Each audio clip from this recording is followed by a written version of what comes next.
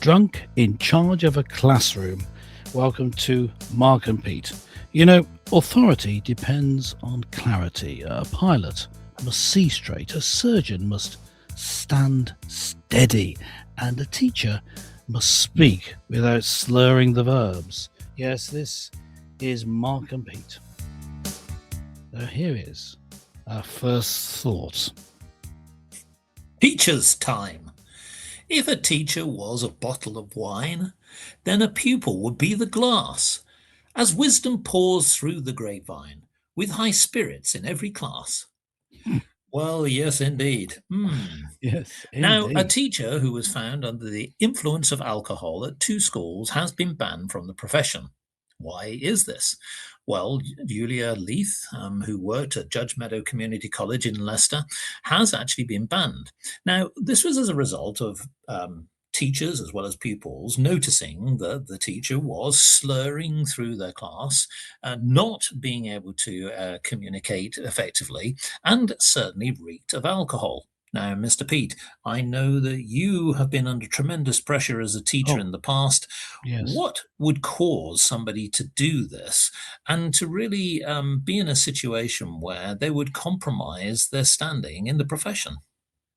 Well, the stress of teaching, particularly in the state sector, I would say in this country. Yeah, I've had a little bit of experience of it being a teacher in state schools, and there's a lot of expectation from the teacher, certain standards that you have to reach, as and you got to, along with an educational aims for each student. You've got to control sometimes an unruly class.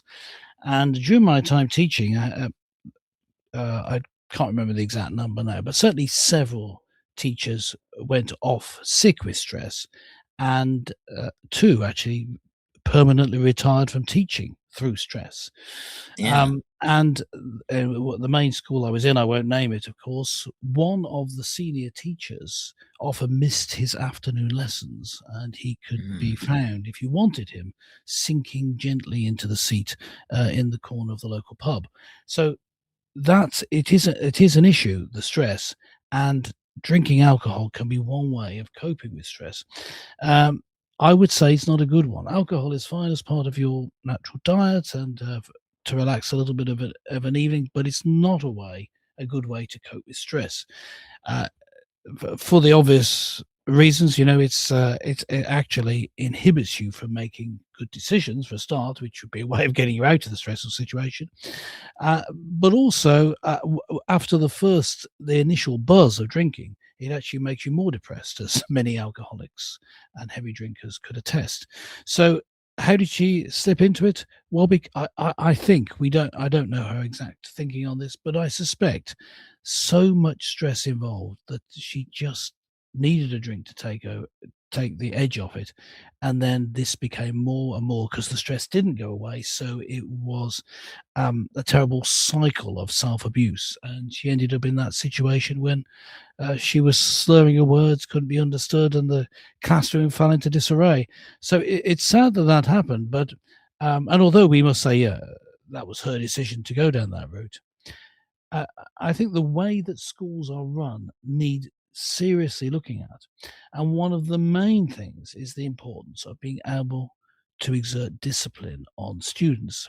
As soon as you're not just afraid that they might be a little bit out of control, but actually fearful that you might be hurt, or even, in some cases, as we know, over the past few years, actually killed by some of your students.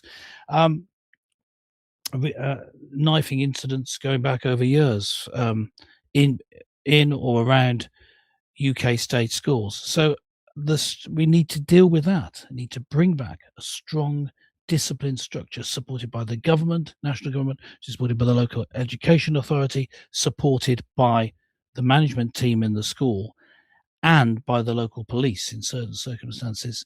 It needs to be put in place that there is a backup for the teachers so they're not left on the front line by themselves, which I'm afraid is the case these days. Well, indeed, and because what happened in this particular case, there were many other incidents where she was swaying from side to side as she was walking along down corridors of the classrooms, etc. And I think to your point, maybe the school could have helped. Yes, This wasn't right. just a one-off day. This was something that happened over a long period of time. So Yeah, I think you're agreed. right. I think that there are stresses on teachers. You're right also with the incidents, whether it be threats from pupils or parents, and many other things. We've also seen teachers, without going down too much of a sidetrack, where teachers have taken their lives because they either got the wrong kind of mark through some of the invigilators and some of the assessments, and that has caused people to have stress within their profession. But surely the profession itself should be protecting the teachers better, and I think that that's one side, but there's the other side as well, which is, I know that pupils should be there to learn, but there should be a mechanism where, ironically, the pupils should also be able to go in confidence to the headmaster or someone to raise some points of concern. Because at the end of the day, we're there to learn from one another, aren't we? I mean, surely the system itself needs to be readdressed. Yes, I mean it's a whole, it's a systemic problem that teachers are left without support, and this is bad for everyone because you need to have the teacher being an authority. Of course, they can't be an authority if they're not supported. Of course, I would add you can't be an authority if you're drunk on the job either, and Of that's course. a Yeah. that goes without saying. We're not saying at all that that excuses the behaviour of being drunk in a class, and I believe she can just be struck off. I don't know what's happened in this case, in that there's a body called the Teaching Regulation Agency which can prohibit her from teaching.